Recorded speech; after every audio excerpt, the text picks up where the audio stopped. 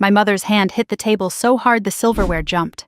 The Christmas music kept playing, something about peace on earth, while 15 faces froze around the dining room.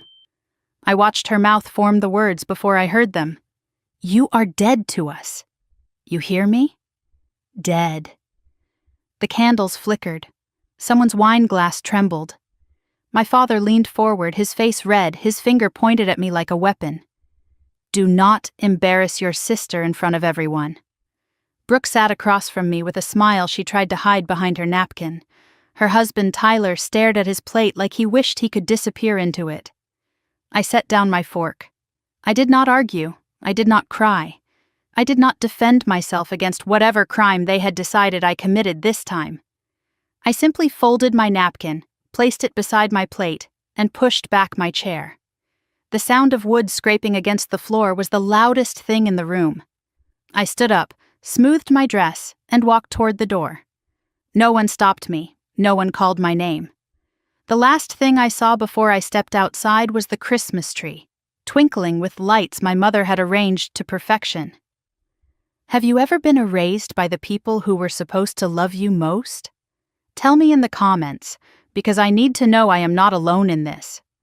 For me, it happened on Christmas Eve, in a house that smelled like roasted turkey and cinnamon candles and something else underneath. Something sour.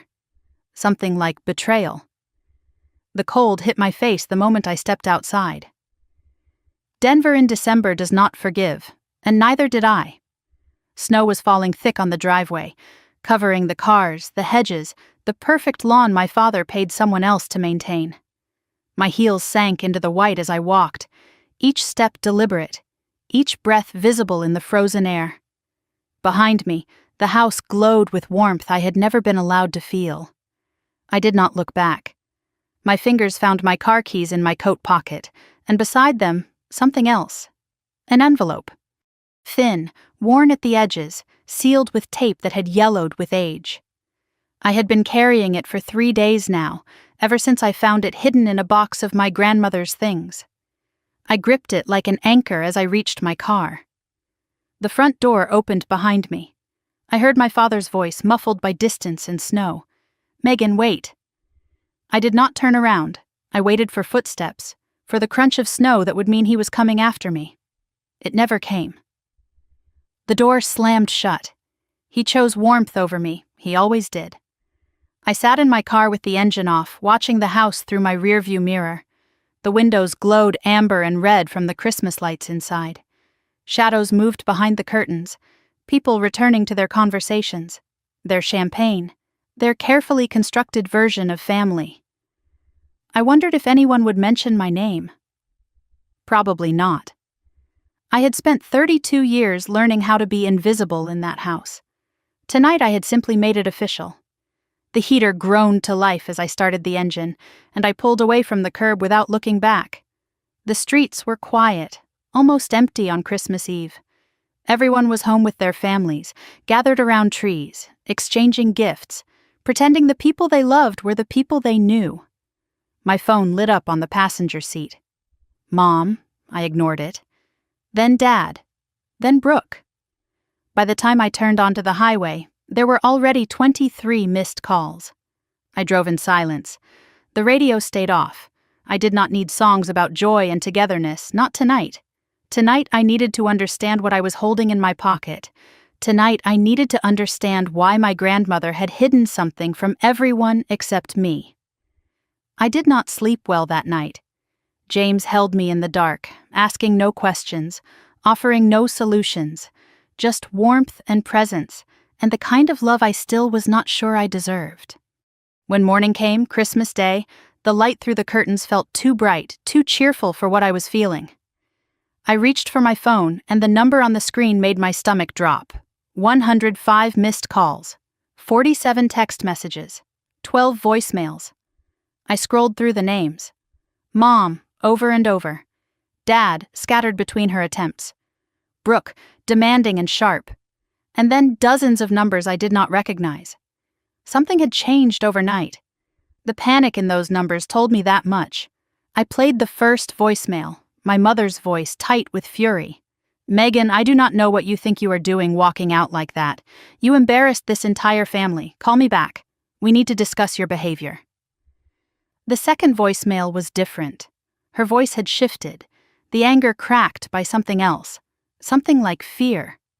The lawyer called this morning, something about your grandmother's estate, about documents we did not know existed. I need you to call me, now, please. She said please? My mother never said please. James sat beside me on the bed, coffee in hand, watching my face. What is it? I shook my head, still processing. I pulled the envelope from my coat pocket, the one I had been carrying since I found it 3 days ago. I had only read the first page. I had been too afraid to read more. But now, with my mother's panic echoing in my ears, I needed to know everything. I broke the seal and unfolded the document inside. My grandmother's handwriting on the cover page, shaky but unmistakable. Last Will and Testament of Eleanor Marie Porter. Below it, a date, 6 months before she died. I turned to the next page, scanning the legal language until I found the words that made my breath stop. To my granddaughter, Megan Elizabeth Porter, I leave 60% ownership of Porter Family Bakery, the residence at 847 Maple Street, and all my personal effects. I read it again, and again, 60%, the bakery, the house. Everything my grandmother had built, everything my mother had assumed would be hers. She left it to me. My phone buzzed with a new message, an unknown number, but the area code was Denver, familiar somehow. I opened it and read the words that changed everything. The lawyer will call them tomorrow. I am sorry I could not tell you sooner. They would not let me near you. But your grandmother wanted you to know. You were always the one she trusted. Aunt Patricia, my mother's sister, the woman who had been cut off from our family 2 years ago for reasons no one would explain. Now I was beginning to understand why. James watched me read the message twice. Who is Patricia? My aunt. My mother's sister. She was exiled from the family 2 years ago. Everyone said she had a breakdown, that she needed space. But I think the truth was something else. I looked at the will in my hands, at the secret my grandmother had hidden, at the power my mother had tried to bury. I think she found this. I think she tried to tell someone. And my mother silenced her. James took my hand, steady as always. So what do you want to do? I thought about the woman who called me dead, the father who did not follow me into the snow, the sister who smiled while I was being erased. I thought about my grandmother, the only one who ever saw me, leaving me everything she had. What do I want? I want to understand why they really wanted me dead. I set down the phone and stared at the envelope, at the inheritance I never expected, at the war I had not chosen but could no longer avoid. Outside, the snow kept falling, covering Denver in white. Inside, I was finally beginning to see the truth. To understand why they wanted me dead, you have to understand how I learned to be invisible. James asked me once, early in our relationship, why I never talked about my family. I told him there was nothing to talk about. That was a lie. There was everything to talk about. I just did not have the words yet.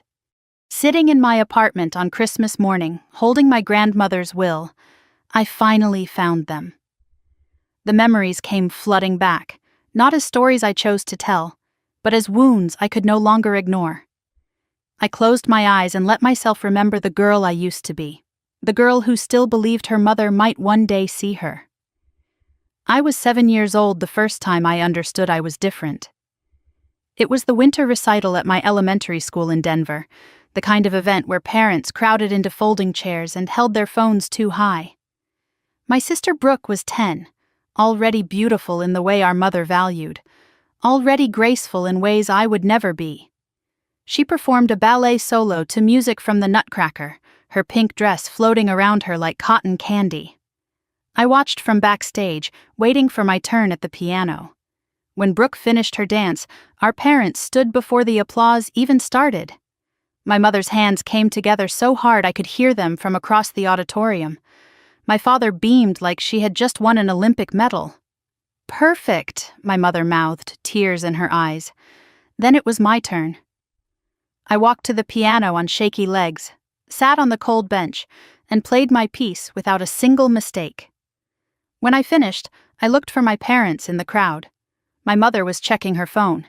My father was talking to another parent, his back half turned to the stage. Neither of them was clapping. Neither of them was looking at me. Backstage, my mother hugged Brooke so tight she lifted her off the ground. "You were a star," she said. To me, she barely glanced. "That was fine, honey. Let us go. It is late." Fine. That was the word she used. Not wonderful, not beautiful, just fine. I learned that night that fine meant forgettable. Fine meant invisible. The pattern did not break as I grew older. It only deepened. Brooke's birthday parties were catered affairs with themes and photographers and 20 screaming children. Mine were grocery store cakes and family only, with promises of something bigger next year that never came. When I brought home straight A's, my father nodded and returned to his newspaper. When Brooke scraped together a B+ after weeks of struggling, my mother threw a celebration dinner. "She worked so hard for that grade," she announced to the table. I sat there wondering what I had to do to make my hard work count. The answer, I eventually realized, was nothing. There was nothing I could do. The rules were different for me, and no one would ever explain why. I heard my mother on the phone once, talking to Aunt Patricia. I was 11, standing in the hallway where they could not see me. "Megan is just different," my mother said. "She does not fit the way Brooke does." I stood there frozen, those words sinking into me like stones in deep water. Different, did not fit. I was 11 years old, and my own mother was telling someone I did not belong. The only person who made me feel like I belonged was my grandmother. Eleanor Porter was nothing like her daughter. She had built Porter Family Bakery from nothing after my grandfather died, turning grief into flour and butter and something that fed half of Denver. Her hands were always dusted with flour, her aprons always stained, her laugh always ready. Every Sunday, I spent the afternoon at the bakery with her. She taught me to knead bread, to measure ingredients by feel instead of cups, to wait for dough to rise without rushing it. "Baking is patience, Megan," she told me once. "The ones who rush ruin everything." She never compared me to Brooke. She never made me feel like I was fine. She made me feel like I was enough. One afternoon when I was 12, I sat in her kitchen crying. I do not remember what had happened. Probably another forgotten achievement, another moment of being overlooked. My grandmother sat beside me and wiped my tears with a cloth that smelled like cinnamon. "Your mother loves you," she said. "She just does not know how to see you." "Why not?" I asked. "Because you are too much like me." And she never understood me either. She held my hands in hers, her grip strong despite her age. "One day, this will all make sense, I promise." I did not understand what she meant, but I held on to those words like a lifeline. Then she leaned closer, her voice dropping. "There is something I need you to keep safe for me someday. Not yet, but someday. You are the one I trust, Megan. Never forget that." I was 14 when I won first place in a regional essay competition. The certificate was beautiful, my name printed in gold letters, framed and ready to hang. I brought it home with my heart pounding, convinced this would be the thing that finally made them see me. My mother was hosting a dinner party that night, neighbors and friends filling our living room with laughter and wine. I waited for the right moment, then presented the certificate with trembling hands. "Mom, look, I won first place in the whole region." She glanced at it, her smile tight and brief. "That is nice, honey. Put it in your room." Then she turned back to her guests and launched into a story about Brooke's dance competition. I stood there holding my gold letters while the room buzzed around me like I was not even there. Later that night, I found the certificate in the kitchen trash. It was bent in half, shoved beneath coffee grounds and napkins. My mother saw me looking. She shrugged. It was cluttering the counter. I did not cry. I had learned by then that crying changed nothing. I smoothed the certificate, carried it to my room, and hid it in a drawer. That night, I wrote in my journal words I still remember. I will never ask them to see me again. The next morning, I called my grandmother. She answered on the second ring, already knowing something was wrong. "Bring it to me," she said. "I will hang it in the bakery where everyone can see." That certificate hung in Porter Family Bakery for 12 years. It was still there the day she died. I was 16 when I finally heard the truth spoken out loud. It was late at night, and I could not sleep. I went downstairs for water and heard my parents talking in the living room. Their voices were low, but I caught every word from the dark hallway. "I do not know what to do with her," my mother said. "She is so closed off." "She is a teenager," my father replied. "They are all like that." "No, it is different. Brooke tells me everything. Megan is like a stranger in this house." A pause. Then my mother's voice, lower, colder. "She is not like us, Robert. She never was." I waited for my father to defend me, to say something, anything that proved I belonged to him. Silence. Nothing but silence. Then his voice quiet and resigned. "Maybe she takes after your mother." My mother's response was sharp as a knife. "Do not say that." I went back to my room without the water. I lay in bed staring at the ceiling, those words echoing in my skull. "Not like us. Not like us. Not like us." That night, I made a decision. If I could not belong, I would become so good at everything that they would have to notice.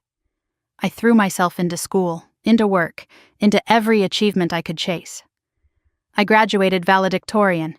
My parents sat in the back row. I got a full scholarship to the University of Colorado. My mother called it convenient. Brooke went to a small private college on my father's money. My mother called it an investment in her future. I learned to need nothing from them. I learned to celebrate alone. I built armor so thick I forgot there was soft skin underneath. But the wound never healed. Somewhere beneath all that strength, the little girl at the piano was still looking for her parents in the crowd. Still hoping. Still waiting. Until Christmas Eve, when hoping finally died. I opened my eyes. The will was still in my hands. James was still beside me, patient as always. "Where did you go?" he asked softly. "Back to the beginning." Trying to understand how we got here. I set down the will and picked up my phone, scrolling past the missed calls to a folder of old photos. The bakery, my grandmother. The early days before everything fell apart. "There is something else I never told you," I said. 5 years ago, I saved them, and no one ever knew. I opened the folder and showed him the first photo, the bakery with a foreclosure sign on the door. The date stamped in the corner, exactly 5 years ago this month. The phone rang at 9 in the evening, 5 years before that Christmas when my mother declared me dead. I was at my desk in my apartment, buried in work for the marketing agency where I had built my career one campaign at a time. When I saw my grandmother's name on the screen, my heart stuttered. She never called this late. She preferred texting, little messages with too many emojis that made me smile. Something was wrong. I answered on the second ring. "Megan." Her voice was steady but strained, the way it got when she was trying to hold something together. "I need you to come to the bakery. Tonight. Do not tell your mother." My stomach dropped. She had never asked me to keep secrets from my mother before. "Is everything okay?" A long pause. "No, sweetheart. It is not." I grabbed my keys and drove through Denver traffic that felt slower than usual, my mind racing through every possibility. A health scare. A break-in. A fire. Nothing prepared me for what I found when I arrived at Porter Family Bakery and saw the lights on in the back office. My grandmother sitting at her old oak desk surrounded by papers, her face gray and tired in a way I had never seen before. On the desk in front of her were bank statements, letters stamped with red ink, and a single document that made my blood run cold. A foreclosure notice. She slid the papers toward me without a word. I picked them up and read the numbers, each one worse than the last. $400,000 in debt. 60 days until the bank took everything. "How?" I whispered. "How did this happen?" She told me the truth then, the truth my mother had been hiding for 2 years. Brooke and Tyler had taken over management of the bakery after my grandfather's death, my mother's idea, her way of preparing them for the future. But Brooke had no head for business. Tyler had big dreams and no follow-through. They expanded too fast, hired the wrong people, spent money on image instead of infrastructure. And when the losses started piling up, they hid them. They falsified financial reports. They told my grandmother everything was fine while the foundation crumbled beneath her feet. "Your mother knew," my grandmother said, her voice cracking. "She helped them cover it up. She thought I would not notice. Why did you not stop them?" "Because I wanted to believe my daughter would do the right thing." She opened a drawer and pulled out a folder thick with documents. Inside were the falsified reports, Brooke's signature on everyone, and beneath them, emails between my mother and my sister discussing how to keep Mother from finding out. My hands shook as I read the words. They had lied to her face for 2 years while driving her life's work into the ground. "I should have seen it sooner," my grandmother said. "I was too tired, too hopeful. Now we have 60 days, and I do not know what to do." I looked at the numbers again. $400,000, 60 days, no investors, no loans approved. The bakery my grandmother had built with her bare hands after my grandfather died was about to disappear. And if it did, my mother and Brooke would find a way to blame her. They would rewrite history the way they always did, making themselves the victims, making her the villain who mismanaged the family legacy. I could not let that happen. "I will do it," I said. My grandmother shook her head. "Megan, no, that is too much. Your apartment." I did not let her finish. "My apartment is just walls. This bakery is your legacy. It is our family's name." I did not say what I was really thinking. That the bakery was the only part of this family that had ever felt like home. That saving it was saving the only place where I had ever belonged. But there was one condition. "No one can know," I told her. "Not Mom, not Brooke, not anyone." She looked at me with confusion and something else, something like pain. "Why?" "Because if they know, they will find a way to ruin it. Or take credit for it." She nodded slowly, understanding settling into her features. She knew her daughter. She knew what Victoria was capable of. "I will keep your secret," she said, "and I will remember what you did." Then she added something that would not make sense to me until years later. "I am changing my will tomorrow. Whatever happens, you will be protected." I waved her off. "I am not doing this for inheritance." She smiled, sad and knowing. "I know. That is exactly why you deserve it." The next morning, I walked into a bank and signed papers that put my apartment as collateral for a $250,000 loan. The banker asked if I was sure. I signed without hesitation. The contract went in my desk drawer. It is still there today. Then I started making phone calls. I reached out to every contact I had built in 10 years of marketing work. I called in favors from food bloggers, journalists, influencers, anyone who could help get the word out. I redesigned the bakery's logo, its packaging, its entire social media presence. I created a campaign called 3 Generations of Denver Tradition, telling the story of my grandmother, her recipes, her legacy. The irony was not lost on me. The campaign featured photos of my grandmother and Brooke. Not me. Never me. I worked 18-hour days for 6 months. My day job at the agency, my nights at the bakery. I learned the books, fired the wasteful vendors, renegotiated every contract. I hired a real accountant, one who reported only to me and my grandmother. I lost 15 pounds. My apartment became a place I slept for 4 hours a night before doing it all again. My friends stopped calling because I never answered. James, who I had just started dating, almost left. I told him just enough. "My family needs me. I cannot explain." He stayed. He waited. One night, I was at the bakery at 2 in the morning, fixing a spreadsheet that had been driving me crazy for hours. The back door opened and I froze. Tyler walked in, saw me sitting there, and stopped dead. His face went through several expressions before settling on something I could not read. "What are you doing here?" I lied smoothly, the way I had learned to lie in a family that punished truth. Grandma asked me to help with some filing. He stared at me for a long moment, something shifting behind his eyes. Then he nodded once and left without another word. I never knew what he saw that night, but I think he knew more than he ever admitted. By April, the bakery was profitable again. The debt was paid down to manageable levels. New customers were flooding in from the marketing campaign. The foreclosure notice became a distant memory. Brooke took the meetings I had set up. She signed the contracts I had negotiated. She posted on social media accounts I had created. She used passwords I had chosen, passwords she still did not know.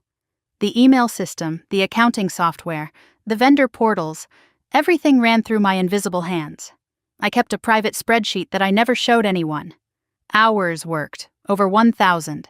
Money invested, $250,000 plus my apartment as collateral. Credit received 0. In May, they threw a grand reopening party. The bakery was transformed, a new awning, new display cases, press coverage from every local outlet. The mayor of Denver cut a ribbon. The local news ran a segment. My mother stood at the center of it all, glowing with pride she had not earned. She raised her champagne glass and gave a toast that I can still hear in my nightmares. To my daughter Brooke and her husband Tyler, who saved our family's legacy. The room erupted in applause. Brooke beamed. Tyler shifted uncomfortably beside her. My father clapped with genuine pride, beaming at the wrong daughter. And me? I stood in the corner, near the back door, champagne in my hand untouched. I watched my mother praise the people who had almost destroyed everything while I became invisible again. No one looked at me. No one thanked me. I was exactly where I had always been, the background, the shadow, the girl who did not fit. After the party ended and the guests had gone, I slipped outside to the alley behind the bakery. The night air was cool against my face. The champagne I had not drunk was still in my hand. My grandmother found me there, moving slower than she used to, the stress of the past year visible in every step. She stood beside me in silence for a moment. Then she took my hand. "I know, sweetheart. I have always known." My eyes burned, but I did not cry. "It is okay, Grandma. I did not do it for credit. I know. That is what makes it matter." She squeezed my hand tighter, her grip still strong despite everything. "I am going to make sure you are taken care of, no matter what happens to me." I tried to interrupt, but she shook her head. "Listen to me. When I am gone, there will be something for you, something they cannot take." She pressed a kiss to my temple, the way she used to when I was a little girl. "You are the one I trust. Never forget that." I set down the phone and looked at James. The photos were still on the screen, the foreclosure sign, the grand reopening, the before and after of a sacrifice no one knew I made. "Grandma kept her promise," I said. "Even from the grave."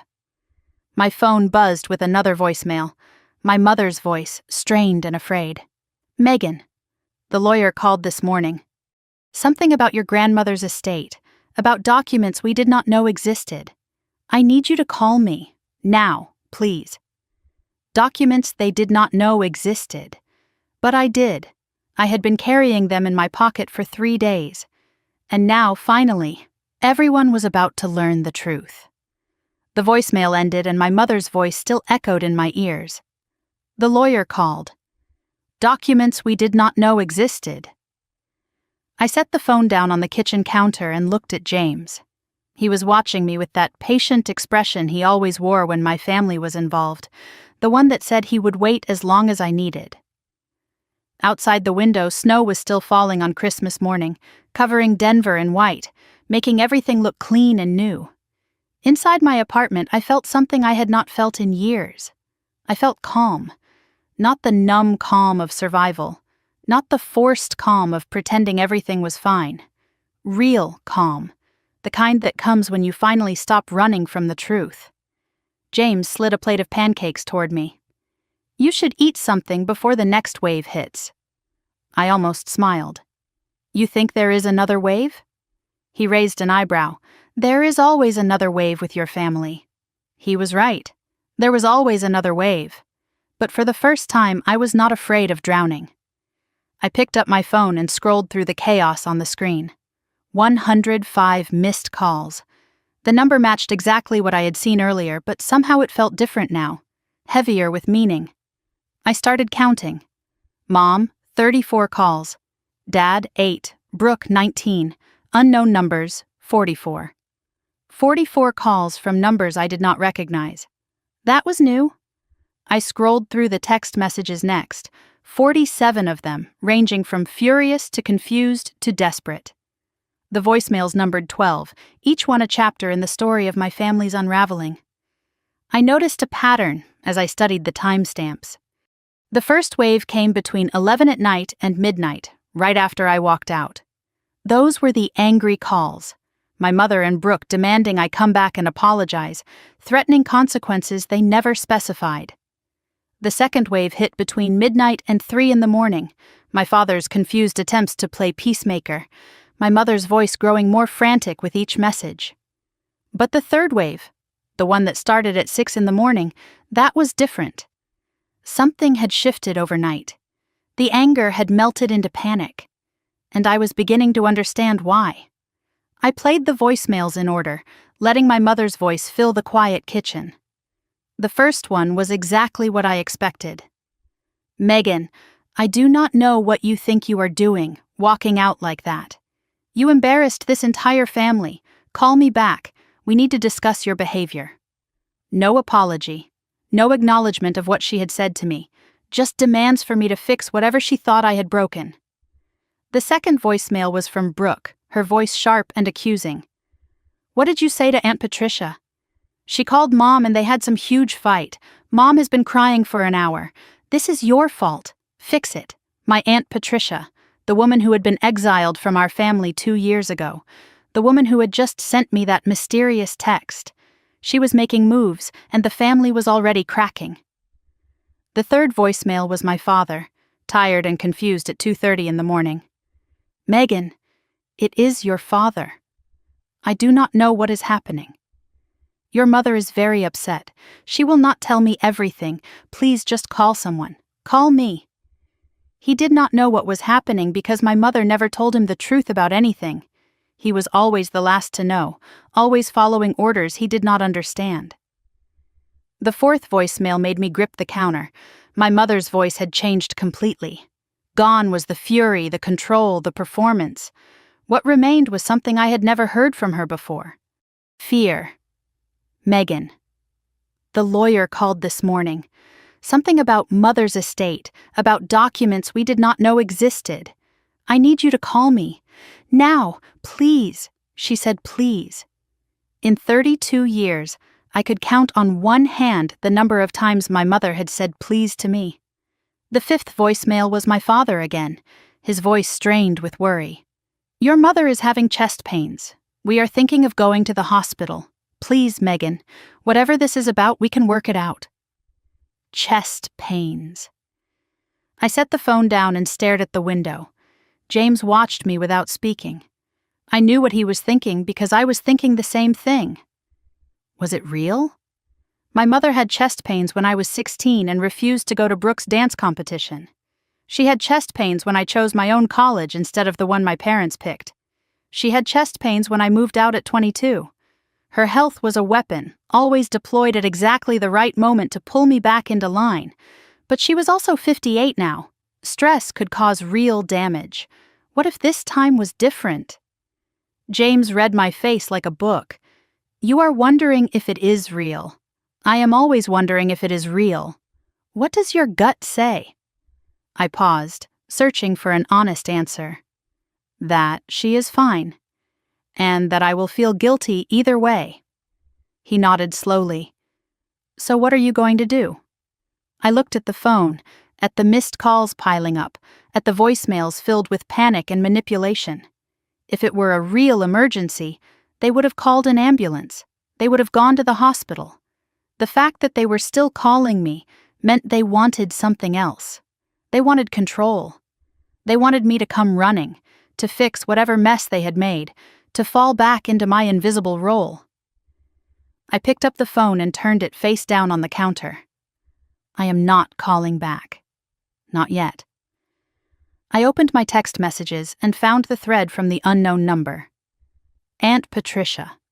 I scrolled back to read everything she had sent in the hours since I walked out of that house. The words hit me one by one. I have been trying to reach you for 2 years. Your mother blocked my number from the family phone plan. She told everyone I had a breakdown, that I was unstable. The truth is, I found out what she did to Mother's will. I confronted her. She cut me off completely. I remembered the family story about Patricia. 2 years ago, she stopped coming to holidays. My mother said she was going through something, that she needed space, that we should respect her privacy and not reach out. No one questioned it. No one tried to contact her. We all just accepted that Patricia was gone. Another casualty of whatever mysterious force made people disappear from our family. But the truth was so much simpler and so much worse. Patricia found the hidden will.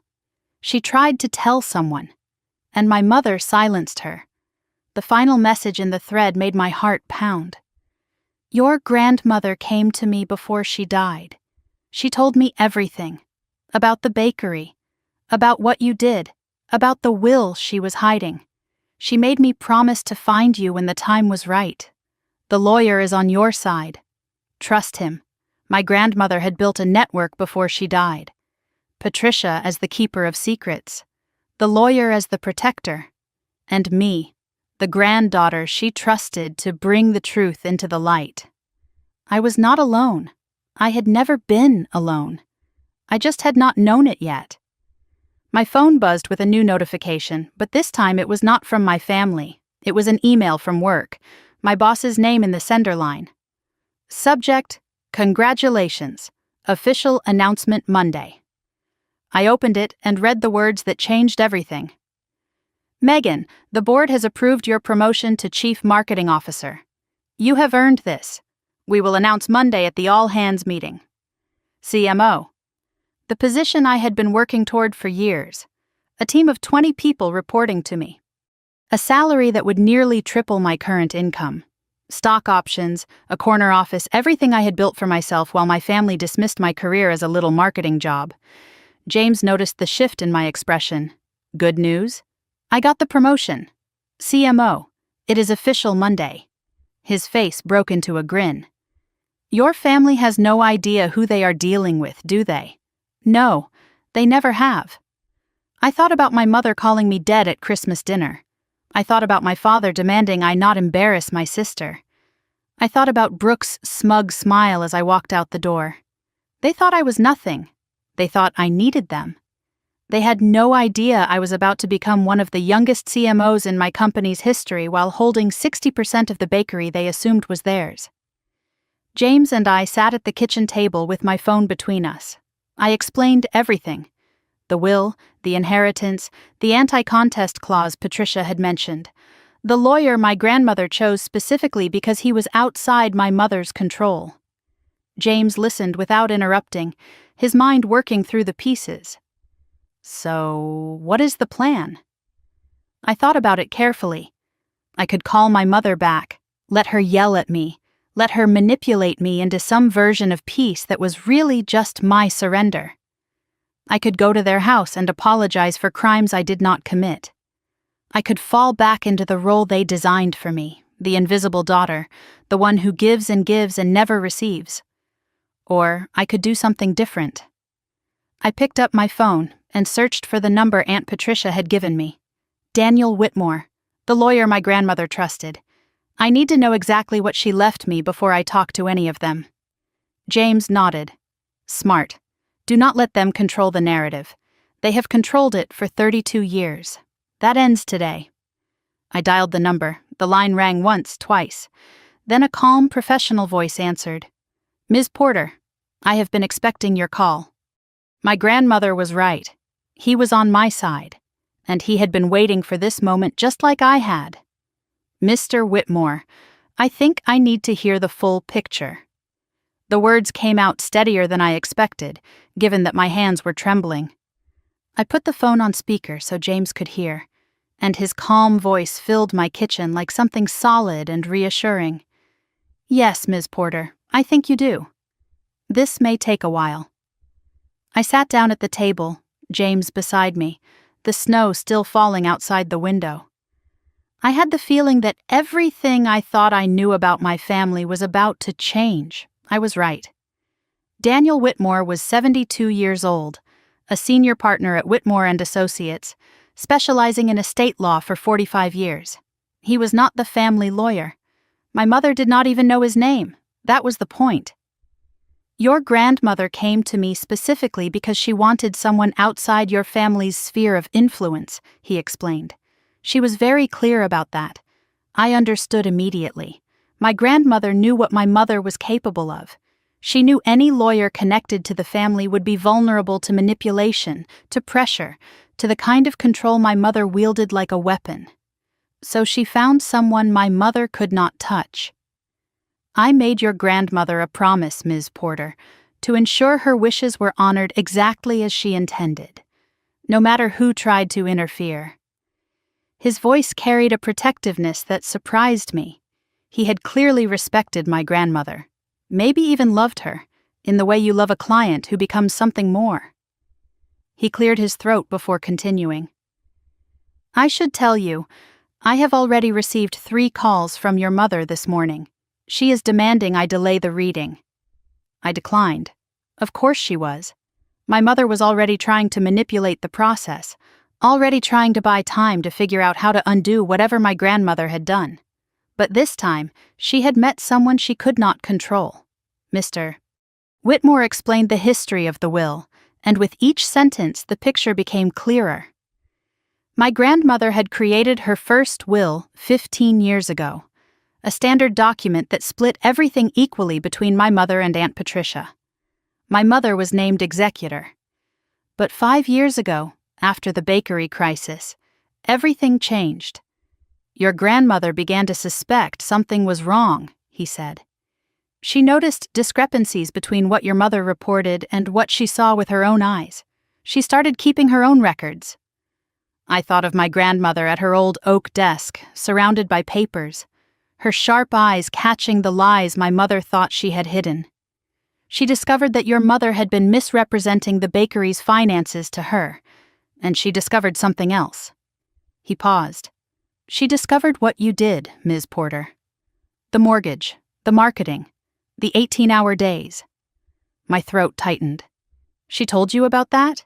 She told me everything. She kept meticulous records.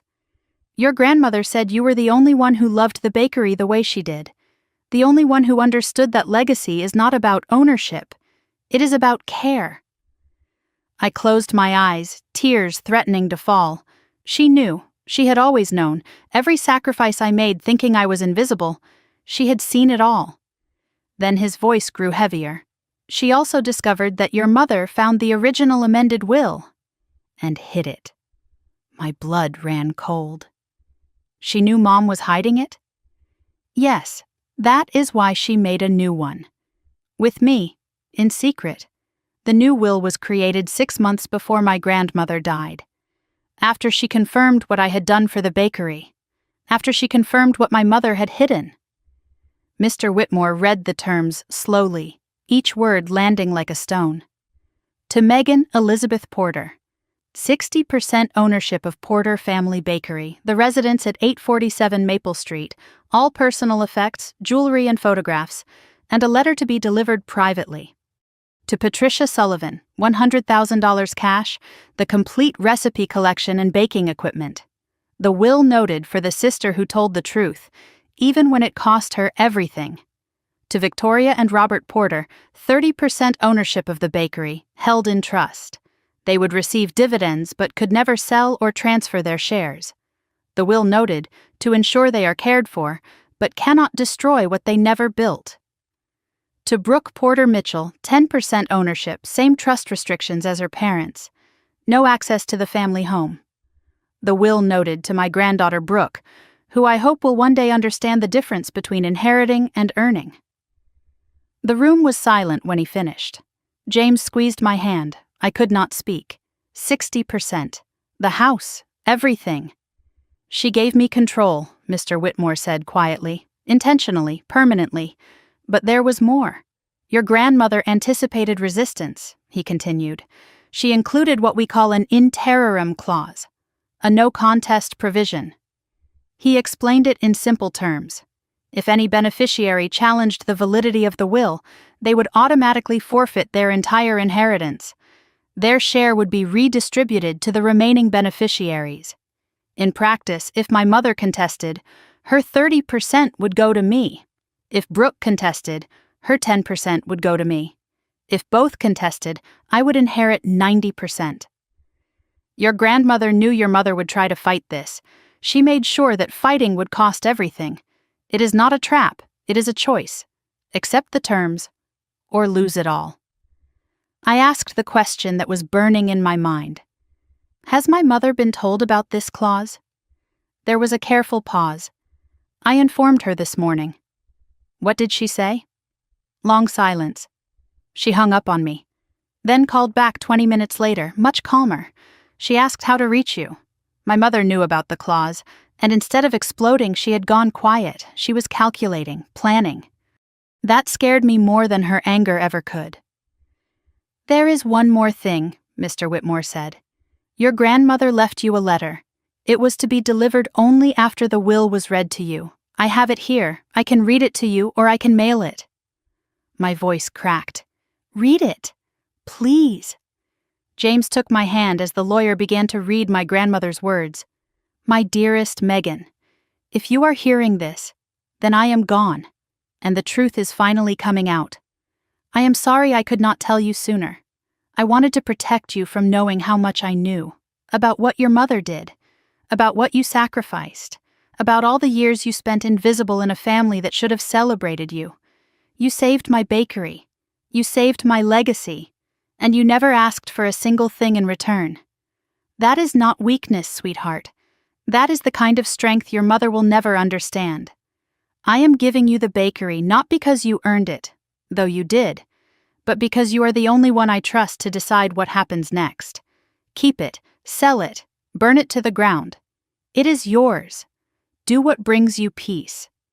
The house is for you to have a place that is truly yours. Fill it with love. Fill it with people who see you. I know you think I did not notice all those years. I noticed everything. I just could not fix it while I was alive.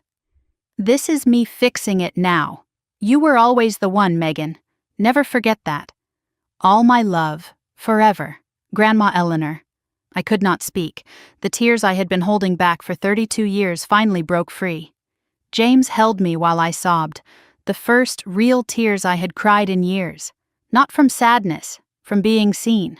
Finally, completely. Mr. Whitmore gave me time to compose myself before explaining the legal timeline. The official reading would be January 2nd at his office. All beneficiaries would be present. The will would become public record after the reading. He had been strategic about what he disclosed to my family. My mother knew there was a new will. She knew I was the primary beneficiary. She knew about the anti-contest clause, but she did not know the exact percentages yet. I have options, he told me. I could be present at the reading or send a representative. I could claim my inheritance without ever speaking to my family again. There is one more thing you should know, he added. Your sister Brooke's husband called me this morning, separately. He asked to meet with me, privately, without Brooke, Tyler. The man who had seen me at the bakery at 2 a.m. 5 years ago. The man who had stared at me with something strange in his eyes at the grand reopening party. He was making moves. But I did not know yet whose side he was on. When the call ended, my apartment was quiet. James still held my hand. The will, the letter, the clause, the percentages, all of it settling into my bones. I looked at what I now held. 60% of a profitable bakery, a Victorian house worth nearly $1 million, legal protection against any challenge, the truth documented and witnessed, and allies I never knew I had. Aunt Patricia, the lawyer, possibly Tyler. My grandmother had built an army for me before she died. And my family, the people who had called me dead just last night, they held minority shares they could not sell, A secret that was about to be public, and a clause that punished any fight. They had no leverage, no control, no cards left to play. James looked at me with that steady gaze I had come to love. "So, what do you want to do?" I met his eyes and felt something I had never felt before. Power. I want to go to the reading. I want to look my mother in the eye when she hears the numbers. I want her to know that Grandma saw everything. And she chose me anyway. My phone buzzed with a new text, a number I did not recognize. "This is Tyler. I need to talk to you. It is about Brooke and the bakery. She is planning something. Can we meet?" The game was shifting, and I was no longer playing defense. Tyler's text was still glowing on my phone when I typed my response. What kind of something? 3 dots appeared on the screen. Disappeared. Appeared again. Then his message came through. "She is coming to you. Today. Do not trust anything she says. I will explain everything when we meet." Before I could respond, the apartment buzzer rang. The sound cut through the quiet morning like a warning. I looked at James. He looked at the door. "That was fast," he said. I checked the intercom camera and saw exactly what Tyler had predicted. Brooke standing in the lobby of my building, wearing a designer coat and oversized sunglasses despite the gray December sky. In her hands was a gift bag with tissue paper spilling out the top, the image of a concerned sister bearing peace offerings. I could ignore her. Let her stand there until she gave up. But Tyler's warning echoed in my mind. She was planning something. Better to know what than to wonder. James stepped toward the door. "I can tell her to leave." I shook my head. "No, I want to hear what she has to say." He studied my face for a moment, then nodded. "I will be in the bedroom, if you need me." He squeezed my hand and disappeared down the hallway. I took a breath and pressed the button to let Brooke in. The elevator took forever to reach my floor, or maybe time just moved differently when you were about to face someone who had spent 35 years pretending to be your sister. When the knock came, it was soft, polite, the knock of someone who wanted to seem harmless. I opened the door, and there she was. Brooke's face was arranged in perfect sisterly concern, the kind she had practiced in mirrors since childhood. Megan. "Oh, thank God. I have been so worried about you." She held out the gift bag like an offering. "I brought you something. A peace offering." I took the bag without enthusiasm and looked inside. A candle, a bottle of wine, a card that said "Sisters Forever" in gold script. The same card she had given me for the last 5 Christmases, always the same, always meaningless. She swept past me into the apartment without being invited, her eyes scanning the room like she was cataloging everything. "Your place is so cozy," she said. "Very you." The word cozy came out like an insult wrapped in silk. She meant small, she meant less than.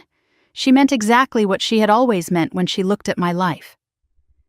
I set the gift bag on the counter and waited. Brooke perched on the edge of my couch, crossing her legs and folding her hands in her lap like she was posing for a portrait.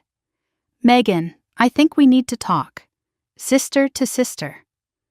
She launched into her performance without waiting for me to sit down. I know things got heated at dinner. Mom was out of line. We all said things we did not mean. I noticed how she said "we," spreading the blame evenly, erasing the specific words my mother had used. "You are dead to us." That was not something everyone said.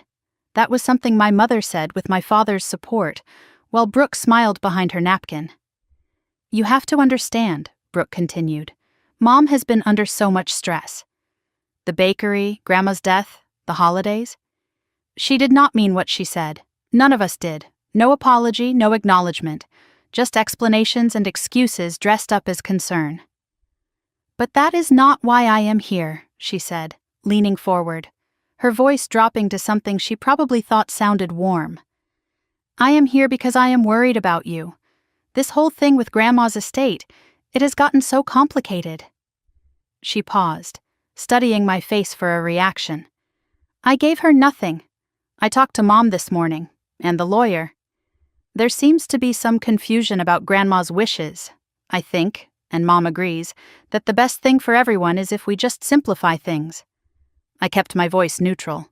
Simplify how? Brooke's smile widened, showing teeth. Well, you do not even want the bakery, do you? You have your career, your life here. It would be easier if you just signed your share over.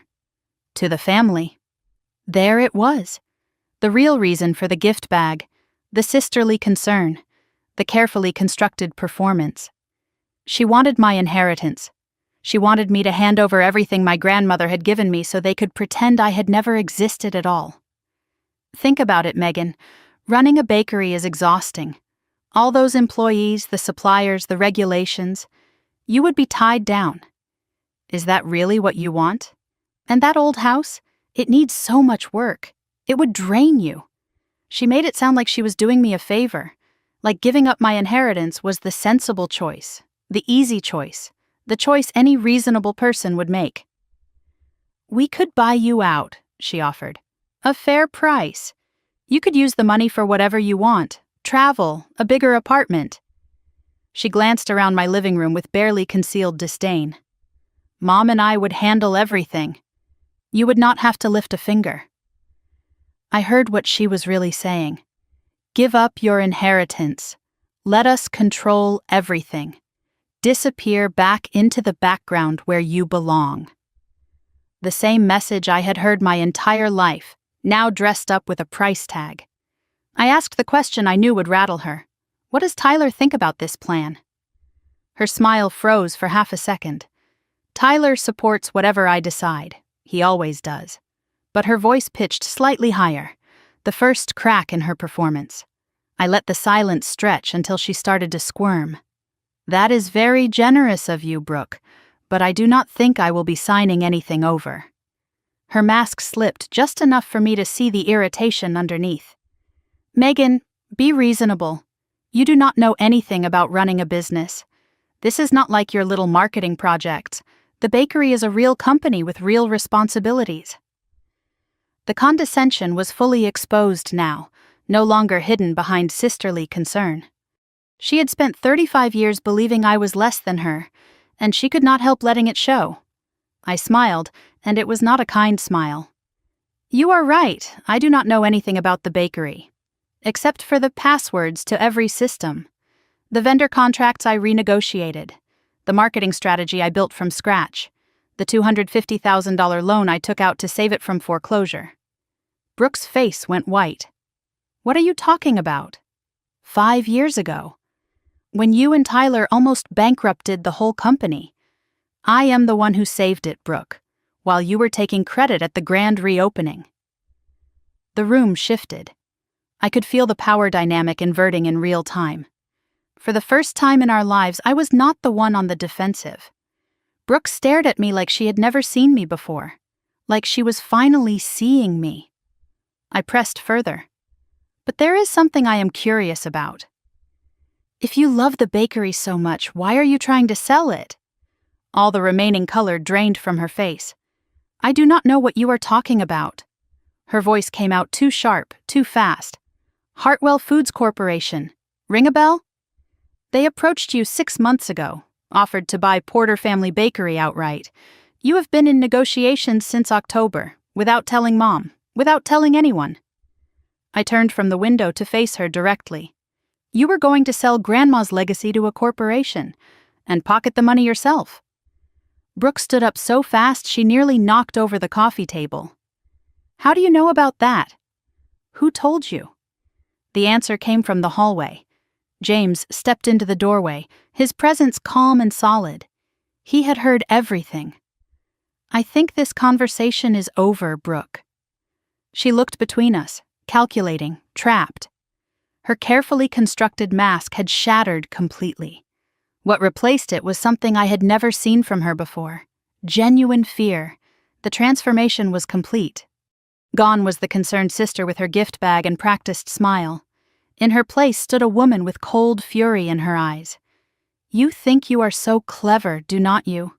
The quiet one, the invisible one, playing victim all these years. I said nothing. I did not need to defend myself to her anymore. "Mom will never let you have that bakery," she hissed. "She will contest the will. She will drag you through court for years. By the time the lawyers are done, there will not be anything left for anyone." I kept my voice calm, almost gentle. "She can try, but you should probably tell her about the anti-contest clause first. If she challenges the will, she loses everything. And so do you." "Grandma thought of everything, Brooke. Even you." Her face contorted through rage, fear, and disbelief. "This is not over. I think it is." I walked to the door and opened it. Waited. She grabbed her coat and her bag, leaving the gift on the coffee table like evidence of her failed performance. At the door, she turned one last time. "You are going to regret this, Megan. I promise you that. Goodbye, Brooke."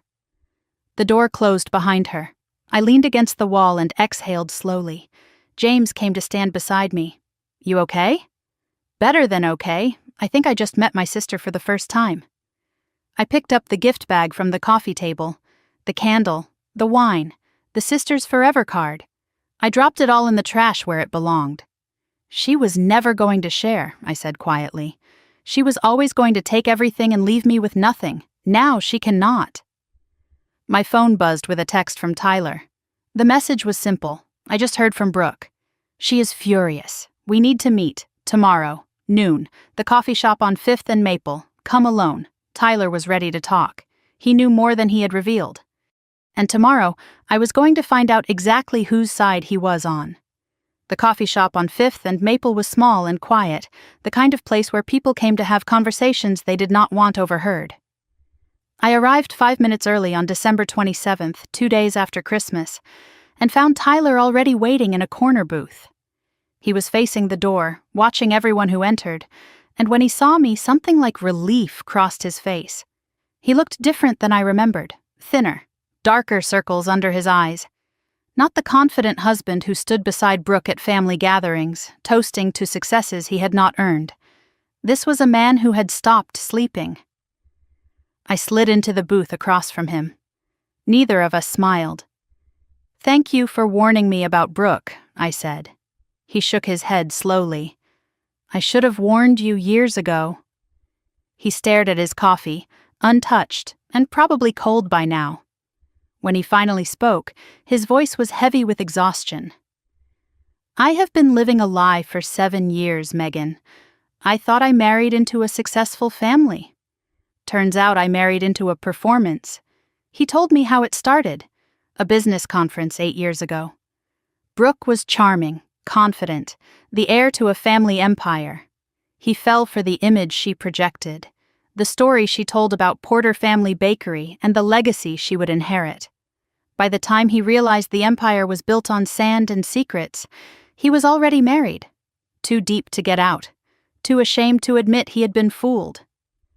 "When the bakery almost went under 5 years ago, I thought we were done," he said. Then suddenly everything turned around. New marketing, new customers, the debt disappearing. Brooke took all the credit. Your mother threw her a party. But I knew. He looked up at me, his eyes hollow. I knew Brooke did not do any of it. She could not even remember the password to the email. I started watching, asking questions. She got defensive. Your mother changed the subject.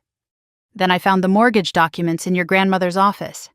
Your name was on everything, Megan. The loan, the vendor contracts, the marketing strategy. You saved that bakery. And they buried you. Hearing it from an outsider hit differently than knowing it myself. Why did you not say something? His face twisted with shame. Because I was a coward. Because I thought maybe I was wrong. Because your mother made it very clear that loyalty meant silence. He met my eyes. I am done being silent. He pulled out his phone and slid it across the table. I have been documenting everything for the past 2 years. Financial records, emails, text messages. Brooke has been stealing from the bakery, and I have proof. I picked up the phone and started scrolling through the files. What I found made my stomach turn. Over the past 3 years, Brooke had transferred $187,000 from the bakery into a private account. The The transfers were disguised as marketing expenses and consultant fees. Fake invoices, fake vendors, all routing to an account in her name only. Not the family's, not Tyler's, just hers. But that was not all. He showed me emails between Brooke and Hartwell Foods Corporation, the company I had confronted her about yesterday. They had offered $3.2 million for Porter Family Bakery. Brooke had been negotiating in secret for 6 months. She was going to sell without telling anyone, Tyler said. Take the money and disappear. She told me we would start fresh somewhere else. Like the family did not matter. Like your grandmother's legacy was just something to cash in. I kept scrolling, my anger building with every document. Does my mother know about Hartwell? No. Brooke kept that from everyone. But she knows about the skimming. She has been covering for Brooke for years. They have a deal. Brooke keeps the bakery looking profitable. Your mother keeps her position as matriarch. It is a house of cards, Megan, and it is about to fall. I set down the phone and looked at him. Why are you giving this to me? He slid a USB drive across the table. Because you are the only one who can stop her. And because I need a witness when I file for divorce. Tyler laid out his terms clearly. He wanted a clean divorce. No alimony, no claims on the bakery. In exchange, he would testify about Brooke's financial misconduct. All he asked was that I not pursue him legally for whatever role he had played. I looked the other way, he admitted. I am not innocent, but I never took a dime. How do I know this is not another trap? He pulled up a screenshot on his phone. An email from a divorce attorney dated 2 weeks ago, consultation scheduled, separation agreement drafted. I have already started. This is not a negotiation, Megan. This is me getting out. I studied his face, looking for deception, for some hint that this was another layer of manipulation. All I saw was exhaustion and desperation. A man who had finally hit the wall. I took the USB drive. I will review everything. If it checks out, we have a deal. It will check out. I made sure of it. We shook hands across the table. 2 people bound by shared betrayal, reaching for different kinds of freedom. That evening, I was at home reviewing the files on Tyler's USB drive when my phone rang. Aunt Patricia. I answered immediately. Did you meet with Tyler? She asked. How did you know about that? Because he called me first. We have been talking for weeks. The revelation hit me like a wave. Patricia continued, her voice steady but warm.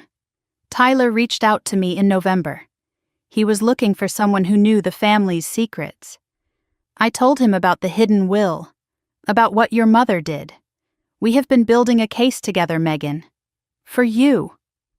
I sank onto the couch. Why did you not tell me? Because I was not sure you were ready. She paused. Your grandmother asked me to wait, to let the truth come out naturally. She always said you would know when the time was right. After Christmas dinner, after what Victoria said, I knew the time had come. I was not alone. I had never been alone. My grandmother had built a network before she died. Patricia as the keeper of secrets, Tyler as the inside witness, the lawyer as the protector, all of them waiting for this moment. Patricia told me the full story of her exile. 2 years ago, she was helping my mother sort through my grandmother's papers when she found the hidden will. Victoria's face when she saw me holding it, Patricia said. I have never seen such fear. She told me I was confused, that it was an old draft. I knew she was lying. I confronted her. Within a week, my mother had told the entire family that Patricia was having a mental breakdown, that she was making things up, that grief had unhinged her. She blocked Patricia's number from the family phones, told everyone she needed space. 2 years of exile because Patricia knew the truth. Your grandmother came to me before she died, Patricia continued. She knew what Victoria had done. She made me promise to find you when the time was right. She said, Patricia, Megan is the one. When Victoria goes too far, find her. Give her everything. Christmas dinner was Victoria going too far. So here I am. Everything Eleanor asked me to keep safe. It is all yours now. Over the next 2 days we planned. Me, James, Patricia on video calls. the lawyer confirming every document on Tyler's USB drive. The evidence was legitimate, Brooks' embezzlement was clear. The Hartwell deal was documented, the anti-contest clause was airtight. James asked the question, "So what is the plan?" I had been thinking about it for 2 days. I could go to the police, press charges, watch Brooke get arrested. I could present the evidence at the will reading and humiliate everyone. I could walk away and never speak to any of them again. But none of those felt right. "Mom is having her New Year's Eve party," I said. "December 31st. The whole family will be there. Extended relatives, family friends. That is when I show up. With Patricia, with the truth." James raised an eyebrow. "You are giving them a chance, after everything?" "I am giving myself a chance. To know I did this right. Not to humiliate them. To give them one chance to choose. Accept Grandma's wishes, or lose everything." Patricia's voice came through the speaker, soft with emotion. Eleanor would be proud. On December 30th, I stood at my window watching the city lights. Tomorrow was New Year's Eve. Tomorrow I would walk into my parents' house for the first time since I was declared dead. Tomorrow everything would change. The USB drive was copied and secured in multiple locations. Patricia was arriving in Denver tonight. Tyler was ready to support from the sidelines. James would be by my side. My phone buzzed with a text from my mother. "I know you are planning something. Whatever it is, do not come to the party. You are not welcome." I smiled for the first time in days. She was scared. Good. I typed back a simple response. "I will see you tomorrow, Mom." Then I turned off my phone and went to sleep. Tomorrow the truth would finally have its day. December 31st, 6:47 in the evening. I stood in front of my mirror, adjusting the simple black dress I had chosen for tonight. James was already in his suit, watching me with steady eyes. "You ready for this?" I met his gaze in the reflection. I have been ready for 32 years. I just did not know it. My phone buzzed with a text from Patricia. "Downstairs. The car is waiting." I took one deep breath, picked up my coat, and walked toward the door. They had declared me dead at Christmas dinner. Tonight, I was coming back to life. The drive through Denver was quiet. Patricia sat beside me in the back seat while James drove. The streets sparkled with New Year's decorations, lights strung from lampposts, revelers already gathering on sidewalks. Patricia squeezed my hand. "Eleanor is with us tonight." I nodded, my throat too tight for words. When we turned onto my parents' street, the house came into view. Not my grandmother's Victorian, but my mother's newer McMansion in the suburbs, all sharp angles and perfect landscaping. Cars lined the driveway, and every window blazed with light. Through the glass I could see guests mingling, champagne glasses catching the glow, the glitter of a party in full swing. The same party I had attended for years, always fading into the background. Tonight I would walk through the front door. James parked across the street and looked at me in the rearview mirror. Last chance to turn around. I shook my head. They declared me dead. I think it is time for a resurrection. I opened the car door and stepped into the cold night air. We walked up the path together, Patricia on my right, James on my left. Our footsteps crunched on the salted walkway, and the front door loomed ahead, decorated with a silver wreath. Inside I could hear music playing softly, something about old acquaintance. The song that everyone sang at midnight, pretending the new year would be different from the last. I did not ring the doorbell. I opened the door myself and walked in. The foyer was crowded with coats and guests. A neighbor saw me first, Mrs. Henderson, her mouth falling open like she had seen a ghost. Then Uncle Richard, his champagne glass frozen halfway to his lips. Whispers spread immediately, heads turning, conversations dying. I walked steadily toward the living room, Patricia and James flanking me like witnesses. I could hear my mother's laugh somewhere ahead, the performance laugh, too bright, too sharp. And then the laughter stopped. She appeared in the archway between the foyer and the living room. Her face cycled through 3 expressions in 2 seconds. Shock, fury, forced composure. Megan. My name came out like a curse disguised as a greeting. "Hello, Mom. Happy New Year." She smoothed her face into hostess mode, the mask she wore for company. "I told you not to come. I know. I came anyway. This is a private party. It is a family party. And last I checked, I am still family. Or did my death certificate arrive?" 30 pairs of eyes watched us. Relatives, neighbors, business associates. The audience my mother never wanted for this moment. Patricia stepped forward and I watched my mother's face drain of color. "Patricia, what are you doing here?"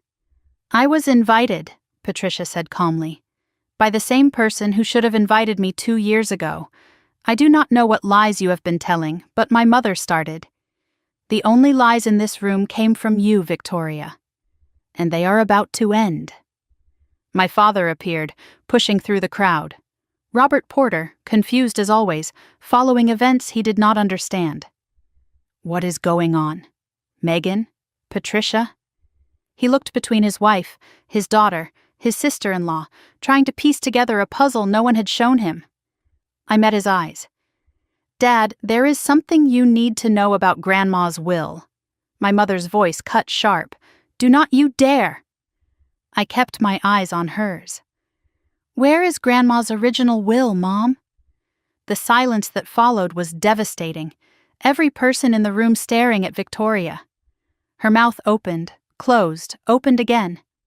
"I do not know what you are talking about." Patricia pulled a folder from her bag. "Then maybe this will refresh your memory." She held up the documents for everyone to see.